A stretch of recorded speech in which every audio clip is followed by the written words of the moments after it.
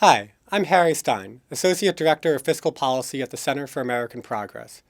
Sequestration, the across-the-board cuts that began earlier this year, are already a disaster for the American people. Unless Congress acts, it's going to be even worse next year. Here's 4 reasons why. Remember the so-called fiscal cliff crisis at the end of last year?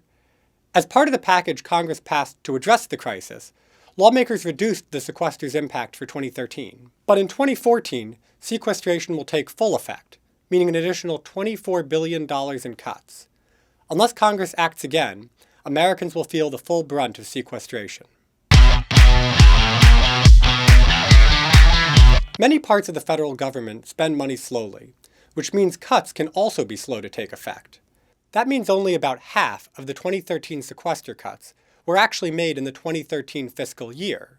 As a result, the actual spending cuts from the sequester will be twice as large in fiscal year 2014.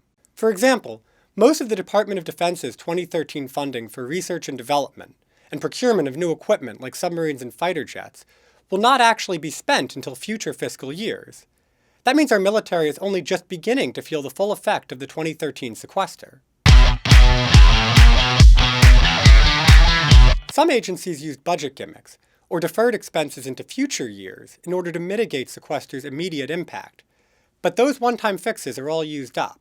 The FBI avoided almost half of the 2013 sequester when Congress allowed it to spend expired funding from prior years.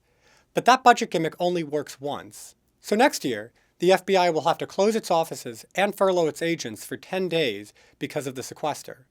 Other vital jobs that ensure public safety would be reduced or furloughed as well. Sequestration cuts funding from many little-noticed but critical parts of the government.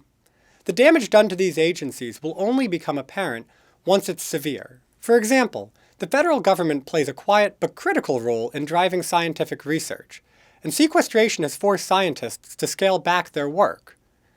All Americans will feel the impacts of those cuts when life-saving treatments aren't discovered in time for their loved ones.